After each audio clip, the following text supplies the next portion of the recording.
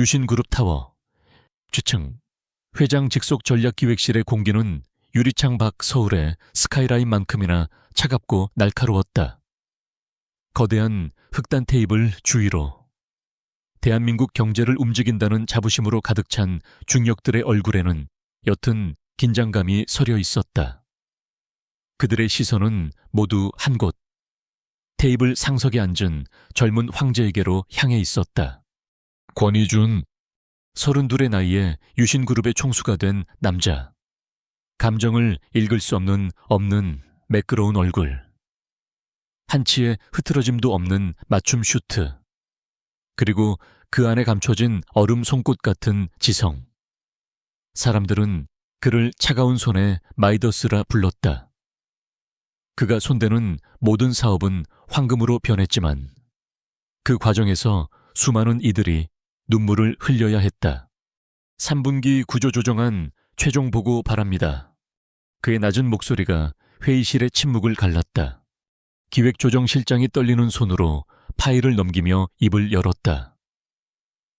울산 공장 폐쇄 및 생산 라인 해외 이전 시 약 700억 원의 비용 절감, 효과가 예상됩니다. 이에 따른 인력 감축은 약 450명입니다.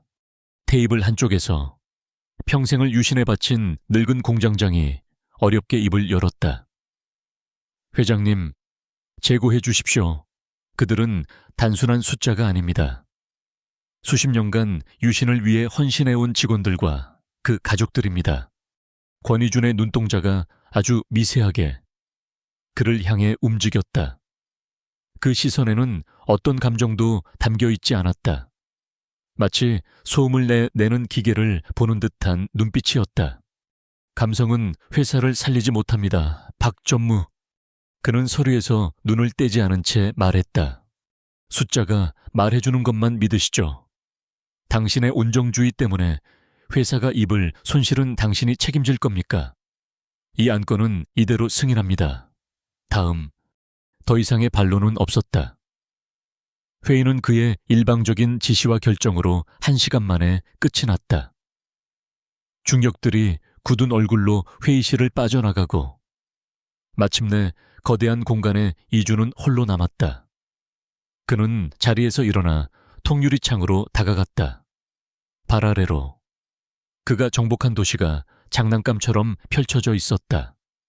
저 거대한 도시의 불빛 속에서 450개의 가정이 오늘 밤 절망에 빠지리라는 사실은 그의 마음에 아무런 파문도 일으키지 않았다. 그것은 그저 효율성을 위한 당연한 과정일 뿐이었다. 바로 그때였다. 관자놀이를 날카로운 송곳으로 찌르는 듯한 극심한 두통이 뇌를 강타했다. 순간 눈앞의 풍경이 빙글 하고 돌았다. 그는 비틀거리며 책상을 짚었다. 몇 초 뒤 두통과 현기증은 언제 그랬냐는 듯 사라졌다. 피곤해서 그런 건가? 그는 대수롭지 않게 여기며 넥타이를 조금 풀었다. 완벽하게 통제되어야 할 자신의 몸이 아주 작은 반란을 일으킨 것이 불쾌했지만 그뿐이었다. 그날 저녁 집으로 돌아가는 마이바흐의 뒷좌석에서 두 번째 공격이 찾아왔다. 이번에는 아까와 비교도 할 수 없을 만큼 격렬했다.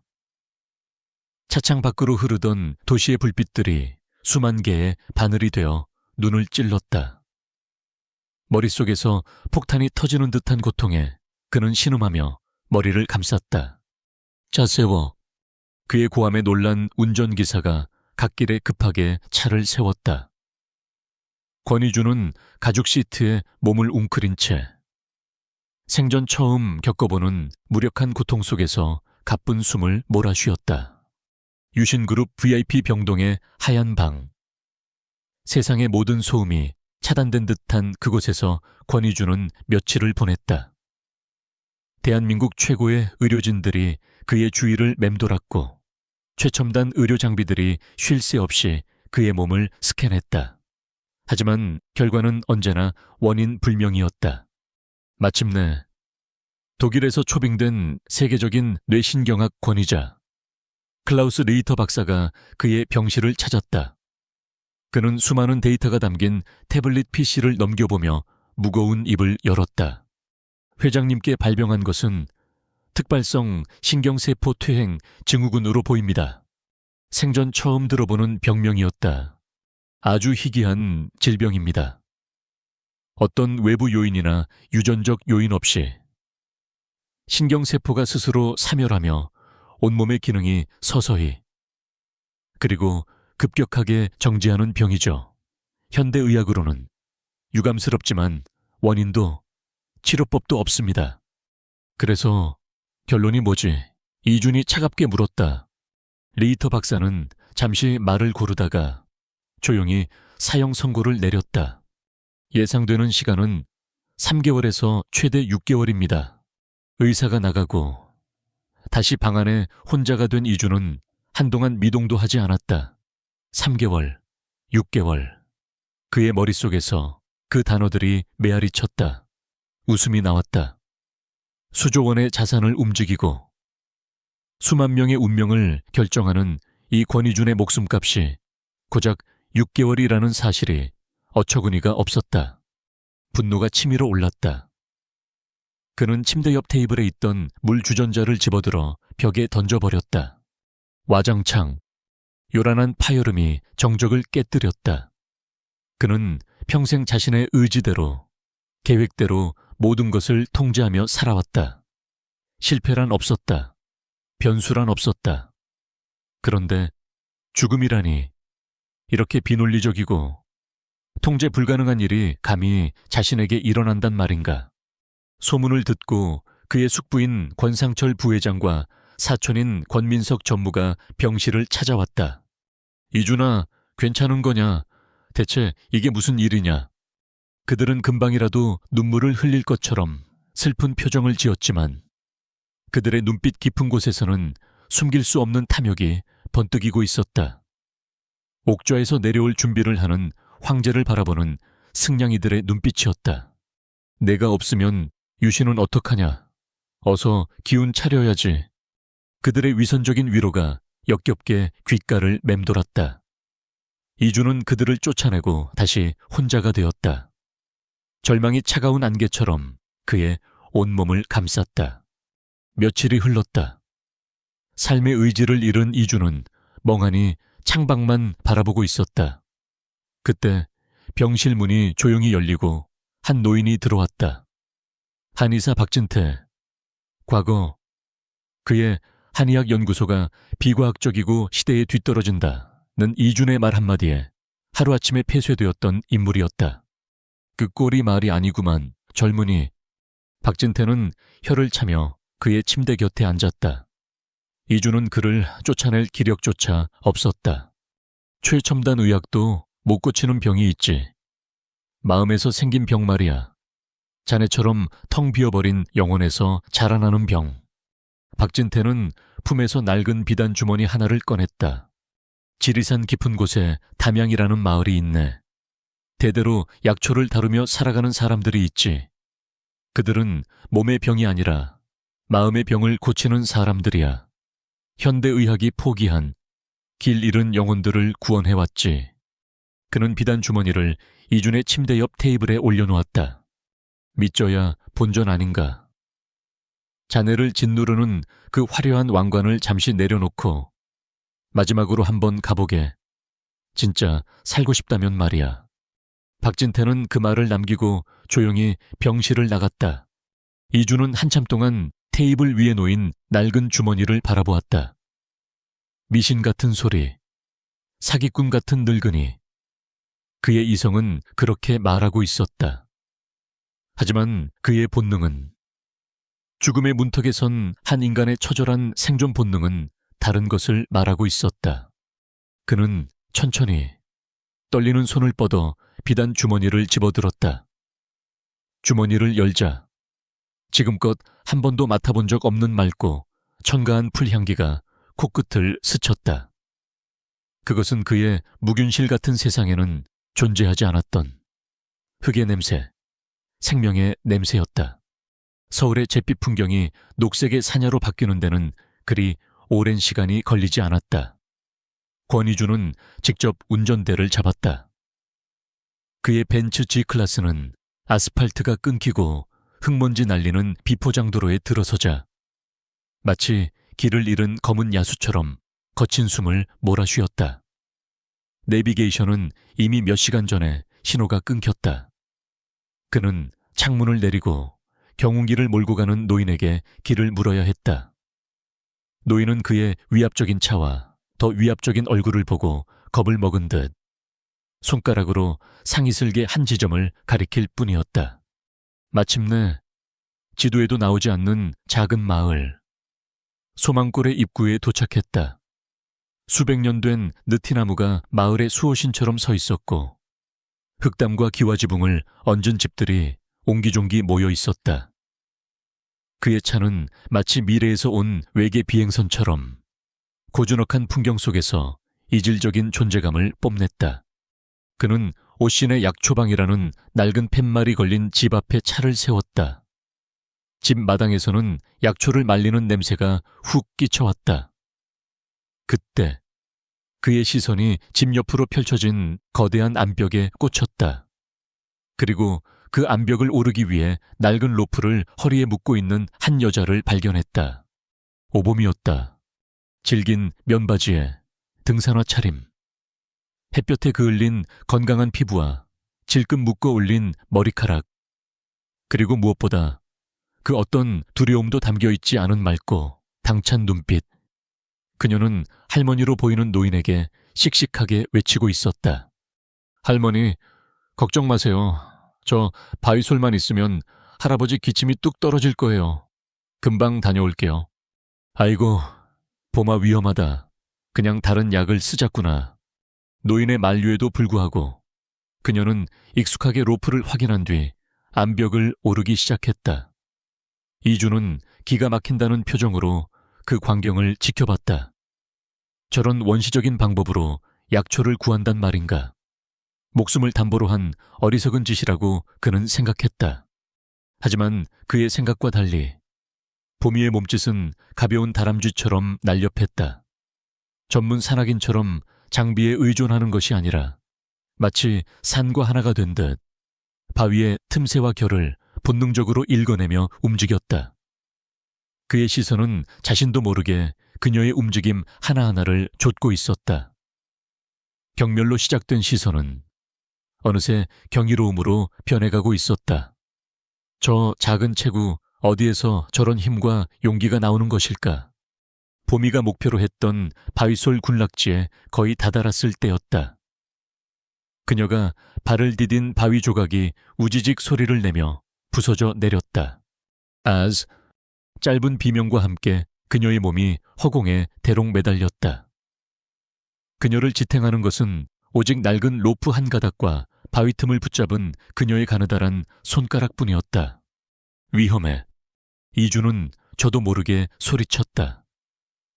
그의 목소리는 그가 평생 내본 적 없는 다급하고 날것의 감정을 담고 있었다. 그의 심장이 철렁 내려앉았다.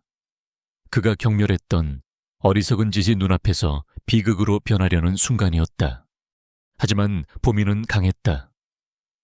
그녀는 잠시 숨을 고르더니 놀라운 힘으로 팔을 끌어당겨 다시 몸의 균형을 잡았다. 그리고는 아무 일 없었다는 듯 침착하게 바위솔을 채취해 허리춤의 주머니에 넣고는 안전하게 땅으로 내려왔다. 그녀가 흙먼지를 털어내며 할머니를 안심시키고 있을 때 이준이 그녀에게로 다가왔다. 그는 방금 전의 동요를 감추기 위해 다시 차가운 지배자의 가면을 꺼냈었다. 당신이 이 마을의 약초꾼인가? 네, 그런데요. 누구시죠? 보미는 낯선 남자의 등장에 경계심을 늦추지 않았다. 이주는 서론을 생략했다. 그는 자신의 슈트 안주머니에서 수표첩과 만년필을 꺼내 들었다. 그리고 백지수표 한 장을 뜯어 그녀의 눈앞에 내밀었다. 이걸로 당신의 시간을 사지. 내 병을 고쳐줘. 얼마를 원하든. 여기에 직접 써넣어. 그것은 그가 평생 세상을 움직여 온 방식이었다. 돈으로 살 수 없는 것은 없었다. 인간의 시간, 노력, 충성심, 심지어 목숨까지도. 보미는 그의 손에 들린 종이 쪽지와 그의 얼굴을 번갈아 보았다. 그녀의 맑은 눈동자가 그의 창백한 얼굴, 불안하게 떨리는 눈빛, 그리고 그가 애써 감추고 있는 죽음의 그림자를 꿰뚫어 보는 듯 했다. 잠시 후 그녀의 입가에 옅은 미소가 떠올랐다. 분노도 탐욕도 아닌 안타까움이 섞인 맑은 미소였다. 그녀는 수표를 받는 대신 아주 부드럽게 손을 뻗어 그의 가슴, 심장이 뛰는 곳을 가리켰다. 회장님 병은 여기에 있어요. 그녀의 목소리는 산골짜기의 샘물처럼 첨가했다. 수표로는 마음을 고칠 수 없어요. 그 말을 남기고 그녀는 몸을 돌려 할머니를 부축하며 집 안으로 들어가 버렸다. 홀로 남겨진 이주는 그 자리에 얼어붙은 채 서 있었다. 그의 손에는 여전히 백지수표가 들려 있었다. 대한민국 모든 것을 살 수 있다고 믿었던 그 무소불위의 권력의 상징이 지금 이 순간만큼은 아무런 의미도 없는 휴지 조각처럼 느껴졌다. 그는 태어나서 처음으로 돈으로 살 수 없는 것의 존재를 마주하고 있었다. 그리고 그것은 그에게 완벽한 패배감을 안겨주었다. 권위주는 패배에 익숙하지 않았다. 그의 사전에서 불가능이란 단어는 존재하지 않았다.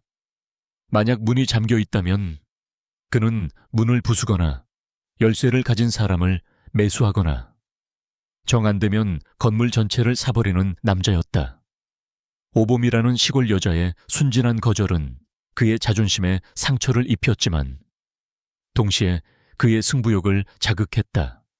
그는 마을 어귀에 차를 세운 채 비서실장에게 전화를 걸었다. 그의 목소리는 다시 차가운 지배자의 것으로 돌아와 있었다. 초회 실장, 지리산 소망골의 오봄이라는 여자에 대해 전부 알아봐. 가족, 부채, 약점, 동원할 수 있는 모든 수단을 써. 3시간 주지. 명령은 간결하고 잔혹했다. 3시간 후, 최 실장의 보고가 들어왔다. 내용은 그의 예상을 벗어나지 않았다.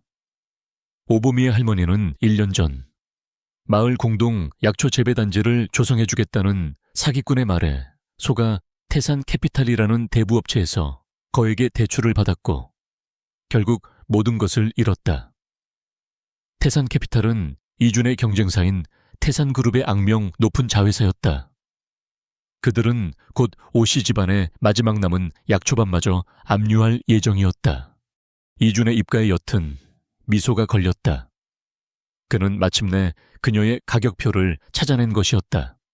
다음 날, 이준은 다시 오보미의 집을 찾았다. 이번에는 그의 손에 돈다발이나 수표 대신 태산 캐피탈의 채권량도 증서가 들려 있었다. 그가 하룻밤 사이에 그 빚을 통째로 사들인 것이었다. 그는 마루에 앉아 약초를 다듬고 있는 오보미와 그녀의 할머니 앞에 섰다. 어제는 제가 신뢰가 많았습니다. 어르신. 그는 정중하게 고개를 숙였지만 그의 눈빛에는 변함없는 오만함이 서려 있었다. 그는 서류를 내밀었다. 이건 거래 제안입니다. 오보미 씨.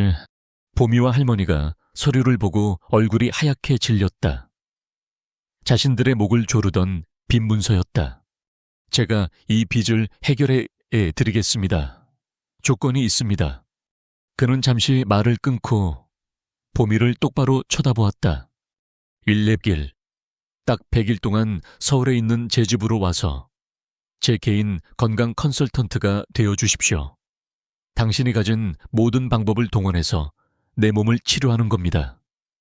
당신의 그 마음을 고치는 치료라는 게 얼마나 대단한지 내 몸을 임상 시험 대상으로 삼아 증명해 보이란 말입니다. 안도엔다 우리 보미는 못 보내. 할머니가 소리치며 보미의 앞을 가로막았다. 하지만 보미는 할머니의 떨리는 손을 보았다. 평생을 짓눌렀던 빚의 굴레에서 벗어날 수 있다는 희미한 희망에 흔들리는 눈빛을 보았다. 그녀는 결심했다. 좋아요. 가겠어요. 뭐마. 대신 조건이 있어요. 보미가 이준을 향해 말했다. 그녀의 눈빛은 흔들리지 않았다. 우리 마을의 자연과 사람들, 그 어떤 것에도 손대지 않겠다고 약속하세요. 당신의 그 돈과 힘으로 이곳을 더 이상 망가뜨리지 않겠다고요. 이준은 잠시 그녀를 바라보다가 흥미롭다는 듯 고개를 끄덕였다. 약속하지. 그렇게 그들의 기묘한 계약은 성립되었다. 서울로 돌아오는 차 안. 침묵이 흘렀다. 이준은 만족감에 젖어 운전대를 잡았다. 그는 또다시 승리했다. 하지만 옆자리에 앉은 보미가 차창 밖으로 점점 멀어지는 지리산의 능선을 바라보며 조용히 눈물을 삼키는 모습을 보았을 때 그의 가슴 한구석에서 아주 미세한 낯선 감정이 스쳐 지나갔다. 죄책감과 비슷한 무엇이었다. 이준의 펜트하우스는 도시의 꼭대기에 떠있는 거대한 유리성이었다. 사방이 통유리로 되어 있어 서울의 야경이 발 아래로 펼쳐졌지만 그 풍경은 아름답기보다 차갑고 공허했다. 최소한의 가구, 흙과 백의 무채색 인테리어. 그곳에는 사람 사는 온기라고는 찾아볼 수 없었다. 보미는 낡은 천가방 하나를 맨 채 그 거대한 공간의 한가운데에 서 있었다. 그녀의 존재는 마치 흑백 사진 속에 잘못 들어온 한 송이 들꽃처럼 이질적이었다. 저쪽이 당신이 지낼 방이야. 필요한 게 있으면 가정부에게 말하도록. 이준이 가리킨 방은 그녀가 살던 초가집 전체보다도 더 컸다. 그리고 명심해. 당신은 내 손님이나 직원이 아니야. 당신은 내 치료제야. 100일 동안 당신의 가치를 증명해봐. 그는 차가운 말을 남기고 서재로 들어가 버렸다. 육중한 문이 닫히는 소리와 함께 보미는 화려한 감옥 속에 홀로 남겨졌다. 창밖으로 보이는 도시의 불빛들은 마치 그녀를 비웃는 수억 개의 눈동자처럼 차갑게 반짝이고 있었다. 그녀와 그의 아슬아슬하고 위험한 동거가 시작된 밤이었다. 다음 날 아침, 권희준의 완벽하게 통제된 세상에 균열이 가기 시작했다. 오보미가 펜트하우스의 모든 창문을 활짝 열어젖힌 것이다. 소음과 먼지를 차단하기 위해 24시간 가동되던 공기청정기가 멈추고 대신 서울의 소란스러운 아침 공기가 밀려 들어왔다. 이준은 낯선 냄새에 잠이 깼다. 그의 인생에 단 한 번도 존재한 적 없던 흙냄새와 풀냄새가 뒤섞인 짙은 약초 다리는 냄새였다. 그는 인상을 쓰며 거실로 나갔다. 주방에서는 보미가 커다란 솥에 검고 끈적한 액체를 끓이고 있었다. 지금 뭐 하는 짓이지? 집안에서 무슨 냄새인 줄 알아? 약이에요. 회장님 몸속의 독을 빼내줄 귀한 약. 그런 비과학적인 주술 따위는 집어치워. 나에게는 세계 최고의 의료진과 약이 있어. 보미는 끓고 있는 약초를 저으며 그를 돌아보지 않은 채 조용히 말했다. 몸은 기계가 아니에요. 자연의 일부죠.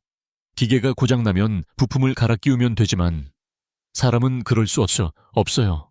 자연에서 멀어진 몸은 다시 자연으로 돌아와야 치유되는 법이에요. 그녀는 검은 약초물을 그릇에 담아 그에게 내밀었다. 지독한 쓴내가 코를 찔렀다. 이준은 경멸적인 표정으로 그릇을 밀어냈다. 하지만 바로 그 순간 신경을 찌르는 듯한 통증이 그의 팔을 스치고 지나갔다. 그는 자신도 모르게 얼굴을 찡그렸다. 보미는 그 모습을 놓치지 않았다. 그녀는 아무 말 없이 약그릇을 테이블 위에 놓아두었다. 그녀의 저 치료는 기이했다.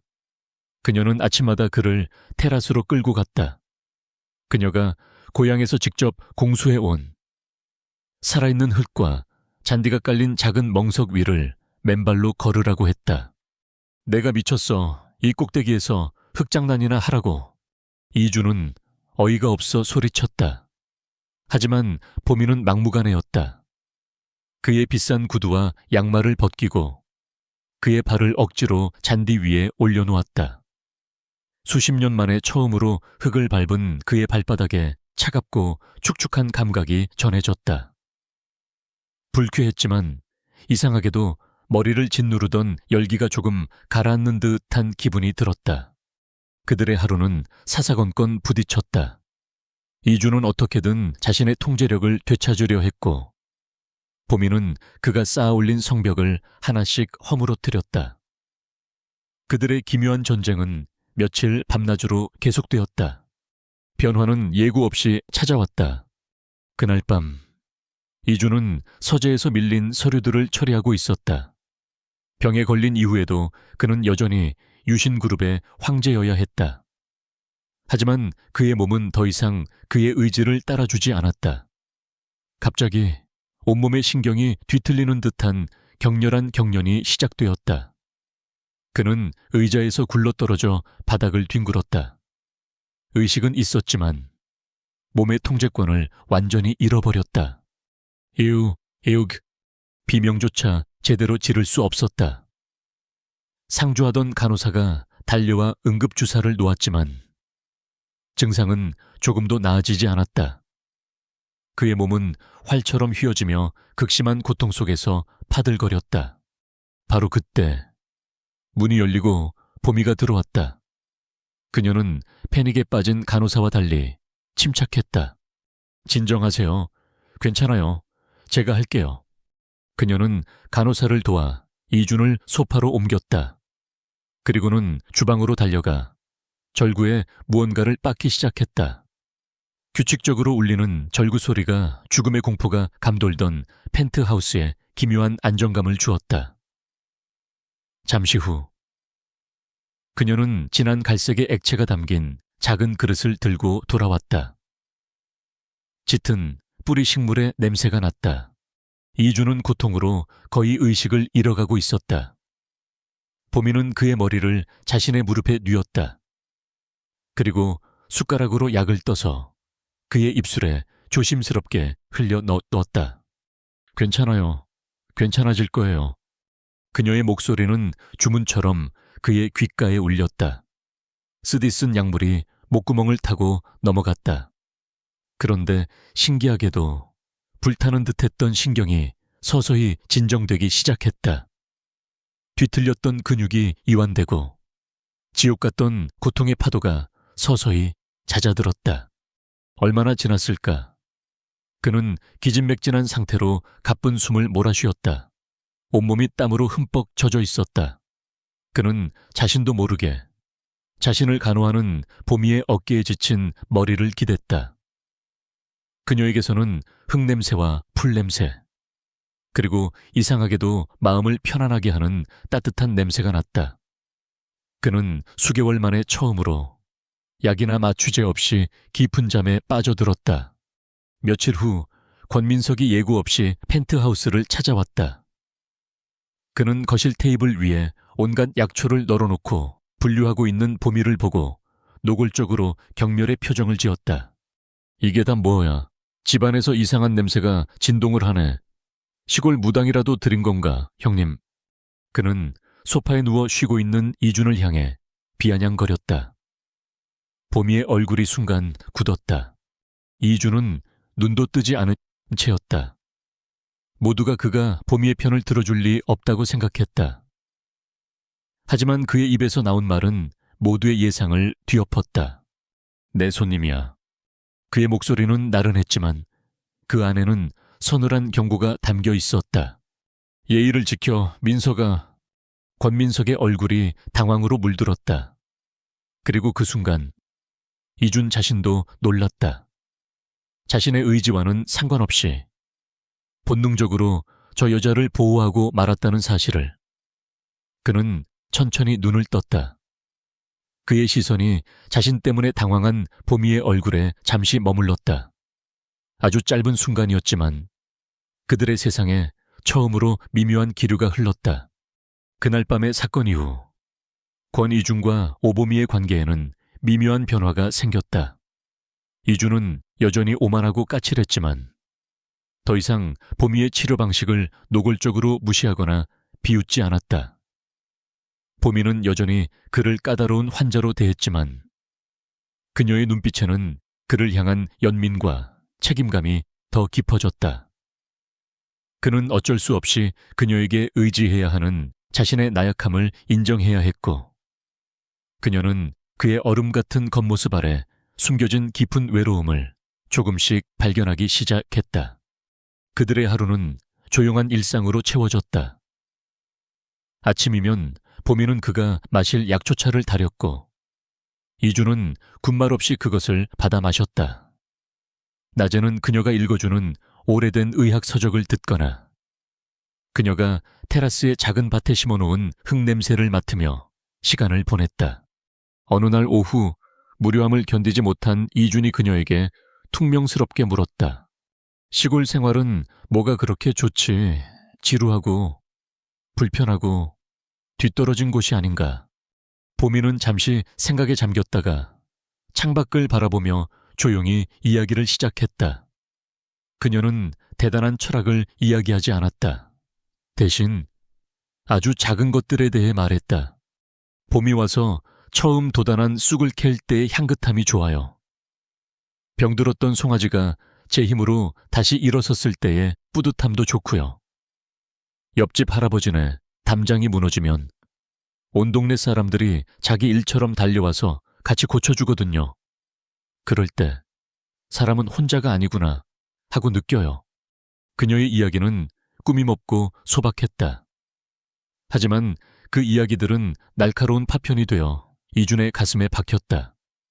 그가 아는 관계란 서로를 이용하고 배신하는 정글의 법칙뿐이었다. 그가 느끼는 뿌듯함이란 경쟁사를 무너뜨렸을 때의 차가운 정복감뿐이었다. 보미가 말하는 따뜻한 공동체와 유대감은 그가 평생 경험해보지 못한 다른 차원의 이야기였다. 문득 한 남자의 얼굴이 떠올랐다. 몇 년 전 그가 직접 해고했던 늙은 부장이었다. 평생을 유신에 바쳤지만 단지 변화에 빠르지 못하다는 이유로 그는 내쳐졌다. 마지막으로 회장실을 나가며 제발 가족들만은 생각해서 거두어달라고 애원하던 그의 처절한 눈빛을 이주는 아무런 감정 없이 바라보았었다. 그런데 왜 지금 그 얼굴이 떠올라 심장이 따끔거리는 것일까? 후회. 그가 평생 자신의 인생과 무관하다고 여겼던 감정이 보미가 들려주는 소박한 이야기들을 통해 그의 내면에 조용히 싹트고 있었다. 며칠 뒤 보미는 이준의 서재를 청소하게 되었다. 그가 누구도 들이지 않는 성역과도 같은 공간이었다. 책장에는 경영 관련 서적과 각종 계약서, 그리고 그의 성공을 증명하는 차가운 트로피들이 가득했다. 그녀는 책상 서랍을 닦다가 서류 더미 아래에 숨겨진 낡은 오동나무 상자를 발견했다. 호기심에 상자를 열어본 그녀는 그 안에 칠이 벗겨지고 손때가 묻은 낡은 나무 팽이가 하나 들어있는 것을 보았다. 왠지 모를 익숙함에 그녀는 팽이를 조심스럽게 집어들었다. 그 순간 그녀의 머릿속에 아주 희미한 영상이 스쳐 지나갔다. 여름날의 숲, 나뭇집 사이로 쏟아지는 햇살, 그리고 울고 있는 한 소년의 모습. 울지 마, 이거 줄게. 하고 말하는 어린 자신의 목소리가 환청처럼 들려왔다. 기억은 안개처럼 흐릿했다. 그녀는 고개를 저으며 팽이를 상자 안에 다시 넣고 원래 있던 자리에 두었다. 하지만 차가운 서재 안에서 발견한 그 작은 온기는 그녀의 마음에 이상한 파문을 남겼다. 그날 저녁이었다. 이주는 거실 소파에서 쉬고 있었고 보미는 주방에서 마을 친구와 통화를 하고 있었다. 응, 영수 아버지 아직도 병원에 계셔. 유신그룹 건설 현장에서 다치셨는데 보상도 제대로 못 받으셨나 봐. 딱하게 됐어. 이준의 귀가 번쩍 뜨였다. 영수 아버지, 유신그룹 건설 현장. 그의 완벽한 기억력은 즉시 관련 서류를 뇌리에서 끄집어냈다. 작업자 부주의로 인한 사고, 회사 책임 없음, 보상 불가. 그가 직접 서명했던 서류였다. 그는 아무렇지 않은 척 눈을 감고 있었지만 보미의 걱정스러운 목소리가 계속 그의 귓가를 맴돌았다. 그날 밤 보미가 잠든 것을 확인한 이주는 조용히 자신의 핸드폰을 들었다. 그리고 최 실장에게 전화를 걸었다. 그의 목소리는 평소처럼 차가웠지만 아주 미세한 망설임이 섞여 있었다. 초회 실장, 작년 3분기 울산 플랜트 건설 현장 안전사고 기록 좀 확인해. 피해자 박영수 씨, 못 받은 보상금 2배로 지급해. 그리고 그 사람이 다시 일할 수 있도록 현장 말고 사무 보조 쪽으로 자리 하나 알아봐.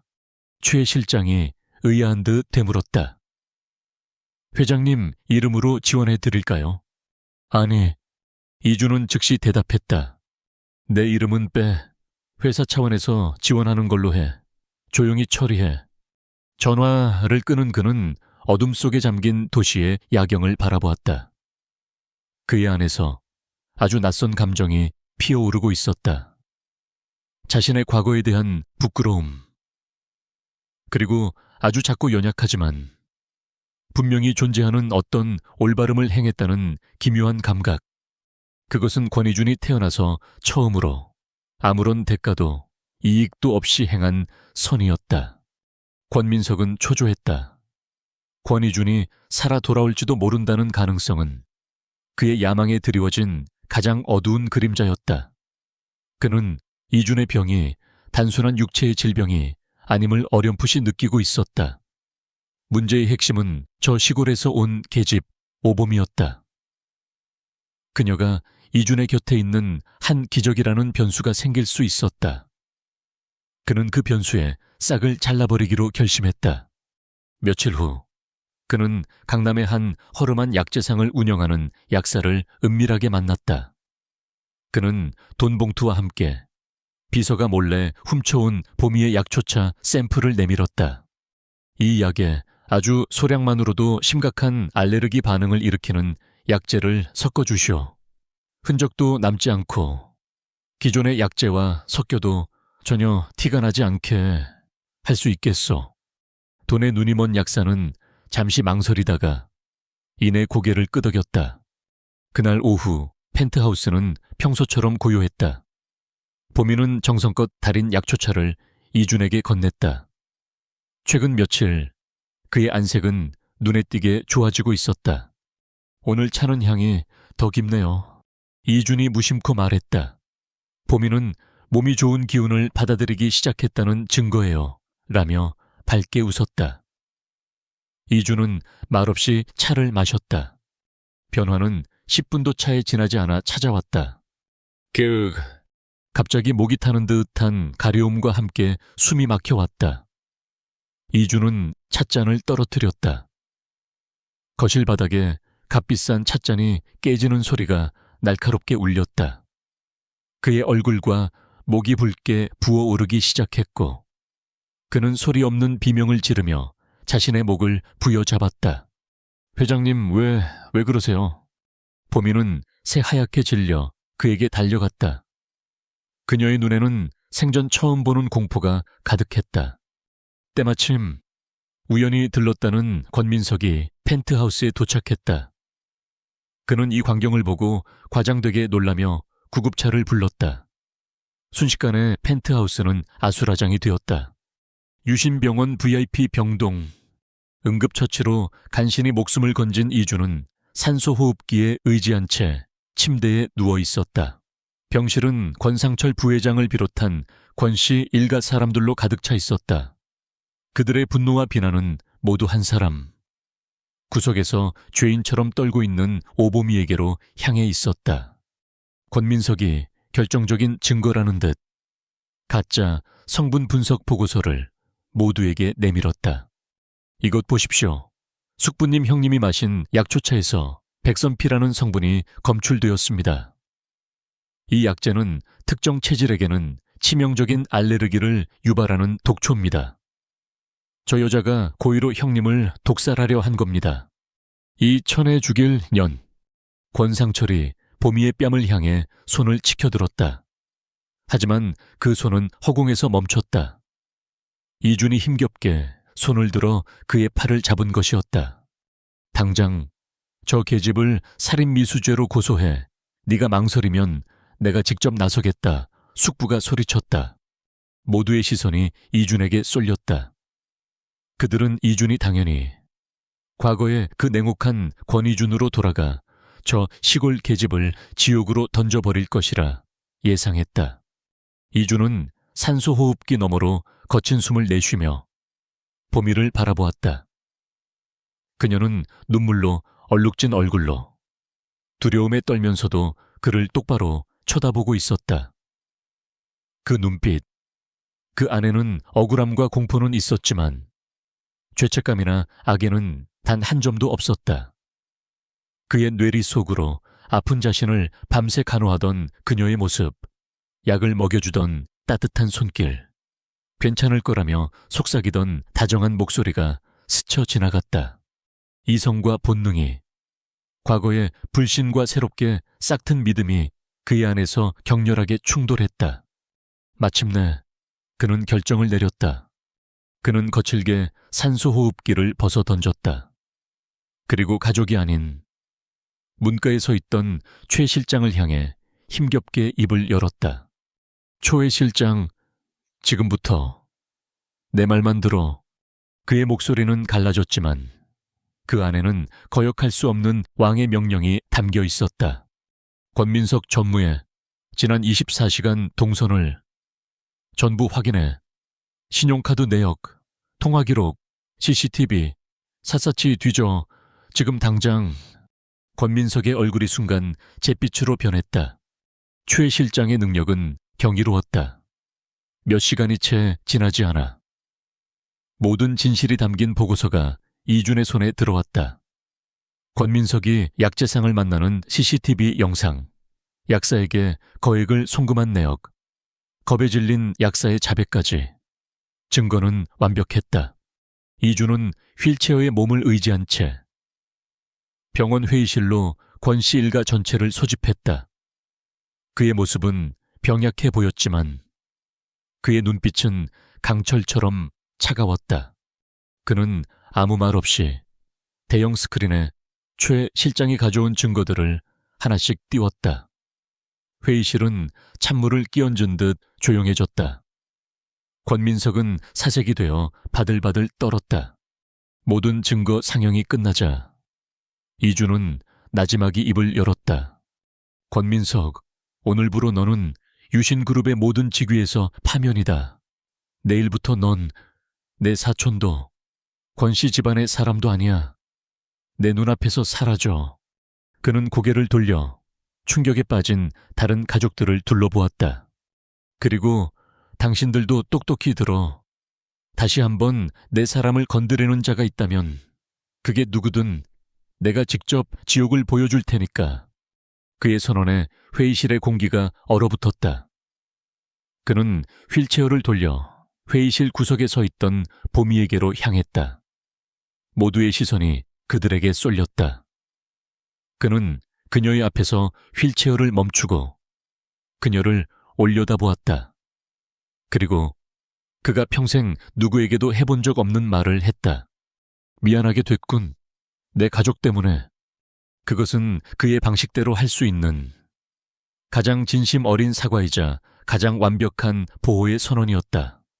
권민석의 추악한 음모가 만천에 드러난 후 펜트하우스에는 어색하지만 평화로운 시간이 찾아왔다. 권희준을 옥죄던 가족이라는 족쇄가 느슨해졌고 오보미를 향한 의심의 눈초리들도 사라졌다. 그들의 관계는 더 이상 채권자와 채무자 혹은 환자와 치료사의 관계가 아니었다. 서로의 상처를 목격하고 가장 추한 순간에 서로의 편이 되어준 두 사람은 이름 붙일 수 없는 깊은 유대감으로 묶여 있었다.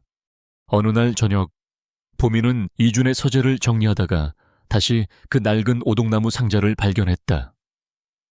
그녀는 상자 안에 팽이를 꺼내 들고 거실에 있는 이준에게 다가갔다. 이 팽이 혹시 어릴 때 가지고 놀던 거예요? 이준은 책에서 눈을 떼고 그녀가 들고 있는 팽이를 보았다. 그의 눈빛이 순간 아득하게 흔들렸다. 어떻게 알았지? 그냥 왠지 낯이 익어서요. 저도 어릴 때 이런 비슷한 팽이를 어떤 남자아이에게 준 적이 있거든요. 이주는 자리에서 일어났다. 그는 그녀의 손에 들린 팽이를 내려다보았다. 희미하게 남아있는 기억의 조각들이 그의 머릿속에서 재조립되기 시작했다. 혹시 여름날 지리산 숲속이었나? 네, 그걸 어떻게... 보미의 눈이 커졌다. 서울에서 온 길을 잃고 울고 있던 남자아이. 이름표에 준이라고 쓰여 있었어요. 그 아이를 발견하고 울지 말라며 팽이를 쥐어준 여자아이. 권희준과 오보미. 그들은 서로를 마주보았다. 시간과 공간을 뛰어넘어 20년 전의 어린 소년과 소녀가 서로를 알아본 순간이었다. 그들의 인연은 우연이 아니었다. 아주 오래전 그들의 가장 순수했던 시절에 이미 시작되었던 것이다. 하지만 그 반가운 재회는 더 끔찍한 비극의 서막을 여는 열쇠가 될 줄이야. 어린 시절의 기억은 또 다른 기억에 자물쇠를 풀었다. 이주는 그날 숲에서 돌아온 자신에게 불같이 화를 내던 아버지의 얼굴을 떠올렸다. 감히 저 천한 것들과 어울려라며 그의 뺨을 때렸던 아버지. 그리고 서재에서 누군가와 통화하며 소리치던 모습. 지리산 VVIP 리조트 사업 말이야. 그깟 촌놈들 때문에 발목 잡힐 순 없어. 버티는 놈들. 특히 그 이장이라는 작자. 아주 뿌리를 뽑아버려. 이장. 소름 끼치는 예감이 그의 등골을 훑고 지나갔다. 그는 떨리는 목소리로 보미에게 물었다. 혹시 아버님 성함이... 오정수. 저희 아버지는 소망골의 이장이셨어요. 이준의 세상이 무너져 내렸다. 그는 즉시 최 실장에게 연락했다. 그의 목소리는 그 어느 때보다 다급했다. 초회 실장 20년 전 지리산 VVIP 리조트 개발 사업 관련 서류 전부 찾아 특히 토지 매입 과정과 관련된 모든 비공식 자료, 이면 계약서까지 샅샅이 뒤져서 당장 가져와. 몇 시간 뒤 최 실장이 굳은 얼굴로 두꺼운 서류철이 담긴 가방을 들고 펜트하우스에 도착했다. 이주는 서재 문을 잠그고 먼지 쌓인 과거의 기록들을 파헤치기 시작했다. 보미는 불안한 마음으로 거실에서 그를 기다렸다. 서류 속에는 권력과 자본이 저지른 추악한 역사가 고스란히 담겨 있었다. 유신그룹은 태산캐피탈 같은 악덕 대부업체를 앞세워 마을 사람들에게 빚을 지게 하고 헐값에 땅을 강탈했다. 그 중심에 끝까지 저항하며 마을 사람들을 지키려 했던 오정수 이장이 있었다. 그리고 마지막 페이지. 이주는 떨리는 손으로 빗바랜 사건 보고서 한 장을 집어들었다. 리조트 건설 현장 내 의문의 산사태 발생. 현장 소장 오정수. 사고로 사망. 오정수 이장이 마지막까지 팔기를 거부했던 바로 그 땅에서 일어난 사고였다. 사고 발생일은 그가 유신그룹의 최종 매입 제안을 거절한 바로 다음 날이었다. 모든 것이 명백했다. 그것은 사고가 아니었다. 계획된 살인이었다. 이주는 서재에서 비틀거리며 걸어 나왔다. 그의 얼굴은 종잇장처럼 하얗게 질려 있었다. 그는 유령이라도 본 사람처럼 텅 빈 눈으로 보미를 바라보았다. 보미 씨. 그의 목소리가 죄책감의 무게에 짓눌려 거의 들리지 않았다. 우리 아버지가, 내 아버지가 당신의 아버지를... 그는 끝내 말을 잇지 못했다. 하지만 보미는 그의 눈빛에서 모든 것을 읽었다. 아버지의 갑작스러운 죽음, 하루아침에 몰락했던 가족, 그녀가 겪어야 했던 모든 고통의 근원이 바로 눈앞의 남자, 그리고 그의 가족이었다는 잔인한 진실. 보미의 세상 역시 산산조각 났다. 그녀가 마음을 열기 시작했던 남자. 연민하고 의지하고 어쩌면 사랑하게 될지도 모른다고 생각했던 남자. 그가 바로 원수의 아들이었다. 사랑과 증오라는 결코 공존할 수 없는 두 개의 감정이 그녀의 심장을 갈기갈기 찢어놓았다. 그녀의 눈에서 눈물이 흘렀지만 그녀는 소리내어 울지 않았다. 그녀는 아무 말도 하지 않았다. 그 어떤 비난도 원망도 하지 않았다. 그저 조용히 자신이 처음 이곳에 왔을 때 들고 왔던 그 낡은 천 가방을 챙겼다. 그녀가 이 집에 가져왔던 것은 몇 벌의 옷과 약초들 뿐이었기에 짐을 싸는 데는 오랜 시간이 걸리지 않았다. 보미 씨, 제발. 이준이 무너지듯 그녀의 앞을 막아서려 했지만 그녀는 그를 스쳐 지나갔다. 그들의 몸이 닿았던 그 짧은 순간 이준은 그녀에게서 어떤 온기도 느낄 수 없었다. 현관문이 열리고 닫혔다. 철컥 하는 소리가 거대한 펜트하우스 안을 울렸다. 그것은 그들의 짧았던 인연에 마침표를 찍는 너무나도 차갑고 단호한 소리였다. 권희주는 텅 빈 공간에 홀로 남겨졌다. 희미하게 피어오르던 희망의 불씨가 잔인한 진실의 폭풍우 속에서 완전히 꺼져버렸다. 오보미가 떠나자 권희준의 시간은 다시 멈춰버렸다. 아니, 멈춘 것이 아니라 죽음을 향해 맹렬한 속도로 거꾸로 내달리기 시작했다. 그녀가 가져왔던 흙과 풀의 냄새가 사라진 펜트하우스는 다시 차가운 무균실이 되었다. 그의 병세는 하루가 다르게 악화되었다. 신경을 태우는 고통이 다시 찾아왔고 몸은 급격하게 말라갔다. 하지만 이번에는 보미가 끓여주던 쓰디쓴 약초차도 그녀의 따뜻한 손길도 없었다.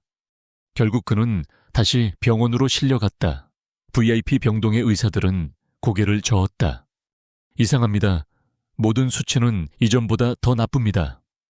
마치 환자분께서 스스로 삶의 의지를 놓아버리신 것 같습니다. 차가운 링거액이 팔을 타고 흘러 들어오는 것을 느끼며 이준은 텅 빈 눈으로 천장을 바라보았다. 의사의 말이 맞았다. 그는 더 이상 살고 싶지 않았다. 그는 이제야 깨달았다.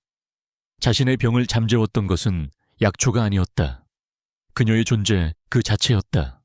오보미, 그녀가 그의 유일한 약이었고 유일한 구원이었다. 하지만 이제 그 구원은 사라졌다. 그는 자신의 죄가 얼마나 무거운지, 그 죄의 대가로 무엇을 잃어버렸는지 뼈저리게 느끼고 있었다. 죽음은 당연한 형벌이었다. 하지만 이대로 죽을 수는 없었다. 죄인으로, 괴물의 아들로 죽을 수는 없었다. 그는 마지막 남은 힘을 쥐어짜 비서를 호출했다. 그의 오랜 충신인 최 실장과 그룹 법무팀의 고 변호사가 병실로 달려왔다. 그들은 해골처럼 변해버린 이준의 모습에 충격을 받았지만 그의 눈빛이 그 어느 때보다 맑고 단호하다는 사실에 더 놀랐다. 내가 지금부터 하는 말을 토씨 하나 틀리지 말고 기록하고 실행해 주십시오. 이준은 힘겹지만 분명한 목소리로 자신의 마지막 명령을 내리기 시작했다. 고 변호사는 그의 말을 듣는 내내 얼굴이 하얗게 질려갔다. 회장님, 이건 그룹의 근간을 흔드는 일입니다. 이건 기업 자살 행위입니다. 상관없어. 이준이 말했다. 어차피 내가 곧 죽을 테니 이건 내가 한 명의 인간으로서 할 수 있는 마지막 일이야. 내가 저지르지 않았지만 내가 짊어져야만 하는 빚을 갚는 일. 며칠 후 유신그룹 본사에서 긴급 기자회견이 열렸다. 권희준 회장의 건강 상태에 대한 중대 발표가 있을 것이라는 소식에 수백 명의 기자들이 몰려들었다. 하지만 단상에 오른 것은 권희준이 아닌 고 변호사였다. 지금부터 권희준 회장님의 뜻에 따라 그의 서신을 대독하겠습니다. 장내의 모든 소음이 멎었다. 고 변호사는 떨리는 손으로 편지를 펼쳐 읽기 시작했다. 제후 권희주는 오늘 유신그룹의 총수 자리가 아닌 한 명의 죄인으로서 여러분 앞에 섭니다. 20년 전 저의 아버지이자 유신그룹의 선대 회장이었던 권영석 회장께서는 지리산 리조트 개발 사업 과정에서 힘없는 마을 주민들의 토지를 강탈하고 이에 저항하던 당시 소망골의 이장 오정수님을 사고로 위장하여 살해하는 끔찍한 죄를 저질렀습니다. 첫 문장이 읽히는 순간 기자회견장은 폭탄을 맞은 것처럼 술렁이기 시작했다.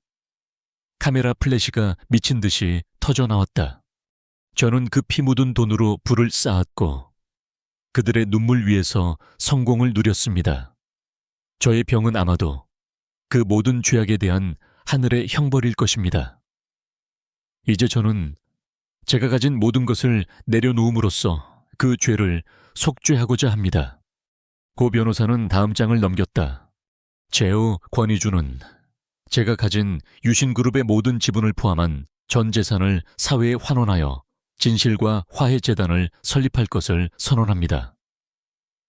이 재단은 과거 유신그룹의 개발 사업으로 인해 고통받은 모든 피해자들에게 정당한 보상을 하고 그들의 삶을 재건하는 데 사용될 것입니다. 기자회견장은 이제 통제불능 상태에 빠졌다. 대한민국 재벌 역사상 단 한 번도 없었던 전대미문의 자기 고백이자 재산 환원이었다. 그 시각 지리산 소망골 오보미는 약초밭에 쪼그려 앉아 말없이 잡초를 뽑고 있었다. 그녀는 서울에서 돌아온 이후 아무 일도 없었다는 듯 일상으로 돌아가려 애썼다. 하지만 그녀의 마음은 이미 폐허가 되어 있었다. 보마 큰일 났어. 빨리 이거 봐. 이웃집 동생이 숨을 헐떡이며 스마트폰을 들고 달려왔다. 스마트폰 화면에서는 온 나라를 뒤흔들고 있는 기자회견 장면이 생중계되고 있었다. 보미는 흙 묻은 손으로 스마트폰을 받아들었다. 그리고 고 변호사의 입을 통해 흘러나오는 권희준의 목소리를, 그의 고백을 들었다. 화면에는 오정수, 그녀의 아버지 이름이 자막으로 떠올랐다. 이어진 그의 전 재산 사회 환원 선언. 마지막으로 오정수님의 유가족, 특히 제가 감히 헤아릴 수 없는 깊은 상처를 드린 오보미 씨에게 제 남은 삶과 죽음 전체를 통해 용서를 빕니다. 보미의 손에서 스마트폰이 떨어졌다. 그녀는 그 자리에 주저앉았다. 그의 진심이, 그의 처절한 속죄가 찢겨진 영혼을 울리는 거대한 파도가 되어 그녀를 덮쳤다. 미움과 원망의 감정이 눈 녹듯 사라진 자리에 심장을 도려내는 듯한 아픔과 그를 잃을지도 모른다는 끔찍한 두려움이 밀려왔다. 그녀의 뺨 위로 뜨거운 눈물이 하염없이 흘러내렸다. 그것은 아버지를 향한 그리움의 눈물이자 한 남자의 지독한 사랑과 후회에 대한 아픔의 눈물이었다. 그녀는 지금 당장 그에게 가야만 했다. 오보미는 달렸다. 흙먼지가 이는 시골길을, 아스팔트로 포장된 국도를, 그리고 서울의 복잡한 도로를 향해 그녀의 머릿속은 단 하나의 생각으로 가득 차 있었다. 너무 늦으면 안 돼. 유신병원 VIP 병동에 도착했을 때 권희준의 병실은 텅 비어 있었다. 싸늘하게 정리된 침대와 꺼져 있는 의료기기들이 그녀의 심장을 철렁 내려앉게 만들었다. 간호사들은 회장님의 개인정보라 알려드릴 수 없다. 없다는 말만 앵무새처럼 되풀이했다. 절망의 끝에서 그녀는 마지막 지푸라기라도 잡는 심정으로 최 실장에게 전화를 걸었다. 그의 목소리는 깊이 지쳐 있었다. 어보미 씨, 실장님, 회장님, 어디 계세요? 제발 알려주세요. 그녀의 목소리는 울음으로 갈라져 나왔다. 수화기 너머로 긴 침묵이 흘렀다. 잠시 후 최 실장의 한숨 섞인 목소리가 들려왔다. 회장님께서 마지막을 조용히 보내고 싶어 하셨습니다. 강릉에 작은 바닷가 집을 마련해 두셨죠. 보미는 주소만 확인한 채 전화를 끊고 다시 달렸다. 동쪽 바다, 강릉으로. 몇 시간을 달려 도착한 곳은 한적한 어촌 마을의 끝자락에 위치한 작은 흙집이었다. 그의 펜트하우스와는 비교도 할 수 없는 소박하고 낡은 집. 하지만 집 앞마당에서는 파도 소리와 짠내 섞인 바닷바람 냄새가 났다. 그리고 그곳에 그가 있었다. 집 앞 툇마루에 담요를 두른 채 멍하니 겨울 바다를 바라보고 있는 남자. 한때 세상을 호령하던 황제의 모습은 온데간데 없었다. 앙상하게 마른 어깨, 깊게 파인 눈, 모든 것을 체념한 듯한 텅 빈 표정. 그는 자기 자신의 그림자처럼 보였다. 그가 고개를 돌려 그녀를 보았다. 그는 자신이 환영을 보고 있다고 생각했다. 그의 텅 빈 눈동자가 믿을 수 없다는 듯 크게 흔들렸다. 보미는 더 이상 아무 생각도 할 수 없었다. 그녀는 그를 향해 달려갔다. 그리고 앙상한 그의 몸을 부서질세라 힘껏 끌어안았다. 그의 몸은 생각보다 더 가볍고 차가웠다. 돌아왔어요. 제가 돌아왔어요. 그녀의 뜨거운 눈물이 그의 차가운 셔츠 위로 떨어졌다. 다 용서했어요. 당신도, 당신 아버지도. 그러니까 제발.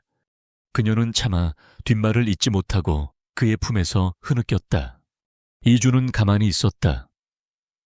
그녀의 온기가, 그녀의 눈물이 그가 스스로 닫아버렸던 삶의 문을 억지로 열어젖히고 있었다. 죽음을 기다리던 그의 마른 영혼 위로 그녀의 용서와 사랑이 봄비처럼 쏟아져 내렸다. 마침내 그의 메마른 눈에서도 뜨거운 눈물이 흘러내렸다. 그날 이후 기적이 시작되었다. 보미는 지극정성으로 그를 간호했다. 그녀는 바닷가에서 갓 잡은 해산물로 죽을 수 없고 뒷산에서 캔 약초를 다렸다. 그녀의 사랑이 담긴 음식은 그의 몸에 생기를 불어넣었다. 식욕이 돌아왔고 핏기가 없던 얼굴에 혈색이 돌기 시작했다. 그들은 매일 함께 바닷가를 걸었다. 처음에는 그녀에게 의지해야만 몇 걸음 뗄 수 있었지만 겨울이 가고 봄이 오면서 그는 점차 혼자서도 걸을 수 있게 되었다. 죽어가던 그의 신경세포가 사랑이라는 기적의 처방 아래 다시 살아나고 있었다. 어느 날 왕진을 온 박진태 한의사가 그의 맥을 짚어보고는 눈을 동그랗게 떴다. 어허, 이거야. 죽음의 문턱까지 갔던 사람의 맥이 아니야. 완전히 다시 태어나는 맥이로군. 역시 사랑이 이 세상 최고의 약이야. 최고의 약. 시간이 흘러 여름이 찾아왔다. 이주는 이제 예전의 건강을 거의 되찾았다. 깡마르긴 했지만 그의 눈빛은 과거의 냉혹함 대신 부드럽고 깊은 온기로 가득 차 있었다. 어느 저녁 붉은 노을이 수평선을 물들이고 있을 때 그들은 함께 바닷가를 걷고 있었다. 이준이 문득 걸음을 멈추고 그녀의 앞에 섰다. 보미 씨. 그는 그녀의 두 손을 조심스럽게 잡았다. 나에게는 이제 아무것도 없어. 반지도, 재산도, 화려한 집도, 상처투성이인 이 마음밖에는 줄 게 없어. 그의 눈빛이 진지하게 그녀를 담았다. 그래도 내 남은 인생 전부를 당신에게 줘도 될까? 그것은 세상에서 가장 가난하지만 가장 진실한 청혼이었다. 보미의 눈에 물기가 차올랐다. 그녀는 대답 대신 환하게 미소 지으며 그의 목을 끌어안고 입을 맞췄다. 짠 바닷바람과 달콤한 노을과 두 사람의 기적 같은 사랑이 하나로 뒤섞이는 순간이었다. 길고 길었던 겨울이 끝나고 마침내 그들의 인생에 진짜 봄이 찾아오고 있었다. 다시 1년의 시간이 흘렀다. 지리산 소망골은 몰라보게 달라져 있었다. 마을 어귀에는 소망골 자연치유 연구소라는 현판을 단 현대적이면서도 자연과 조화를 이루는 목조 건물이 들어섰다. 건물 주변으로는 잘 가꾸어진 거대한 약초 재배 단지가 펼쳐져 사시사철 맑고 향기로운 풀내음을 풍겨냈다. 마을 청년들은 더 이상 돈을 벌기 위해 도시로 떠나지 않았다. 연구소와 재배 단지는 그들에게 안정적인 일자리를 제공해 주었다. 그리고 그 약초 재배 단지의 한가운데에 한 남자가 쪼그려 앉아 있었다. 그는 더 이상 몸에 딱 맞는 비싼 슈트를 입지 않았다. 대신 흙이 묻은 작업복에 밀짚 모자를 쓴 채 진지한 얼굴로 어린 약초 모종의 상태를 살피고 있었다. 그의 손톱 밑에는 깨끗한 흙이 박혀 있었고 그의 얼굴은 건강한 햇볕에 기분 좋게 그을려 있었다. 한때 차가운 손에 마이더스라 불렸던 남자, 권희준이었다.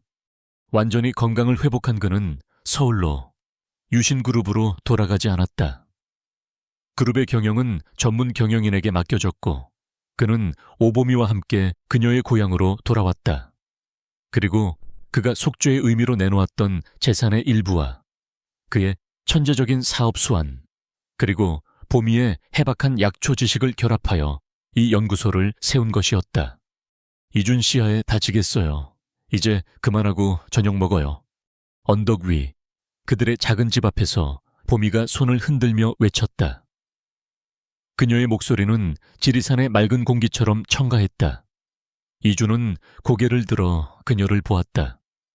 노을을 등지고 서 있는 그녀의 모습이 눈부셨다. 그는 자리에서 일어나 흙을 털고 그녀를 향해 걸어갔다. 그들의 저녁 식탁은 소박했지만 그들이 직접 키운 채소와 약초로 만든 반찬들로 가득 차 있었다. 식사를 마친 두 사람은 툇마루에 나란히 앉아 어둠이 내리는 자신들의 왕국을 바라보았다. 가끔 생각해 이준이 먼저 침묵을 깼다. 그의 목소리는 예전의 냉소나 오만함 대신 깊고 부드러운 울림을 담고 있었다. 내가 저지른, 그리고 우리 가문이 저지른 그 모든 끔찍한 일들이 없었다면 우린 과연 만날 수 있었을까? 그것은 그들이 평생 안고 가야 할 아픈 역설이었다. 보미는 조용히 그의 손 위로 자신의 손을 포겠다. 과거는 흉터 같은 거예요. 평생 지울 수는 없겠죠. 하지만 중요한 건 흉터가 남긴 고통에 갇혀 사는 게 아니라 그 위로 어떤 새살이 돋아나게 하느냐는 거예요. 그녀는 고개를 들어 그의 눈을 바라보았다. 그녀의 눈동자에는 지혜와 사랑이 가득했다. 우리가 오늘 심는 이 씨앗들이 어제의 아픔보다 더 많은 희망을, 더 많은 생명을 살려낼 거라고 저는 믿어요.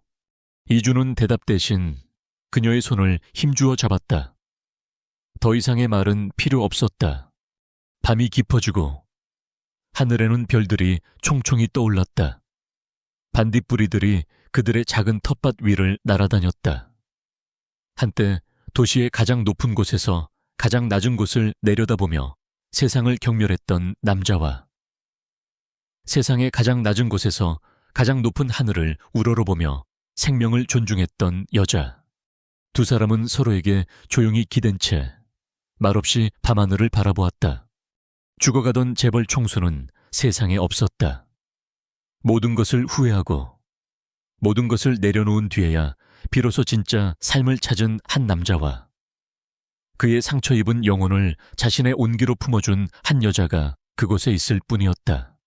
그들이 함께 심고 가꾸어 나갈 미래는 지리산의 약초처럼 맑고 강인하며 수많은 사람들에게 치유와 희망을 전해줄 것이었다.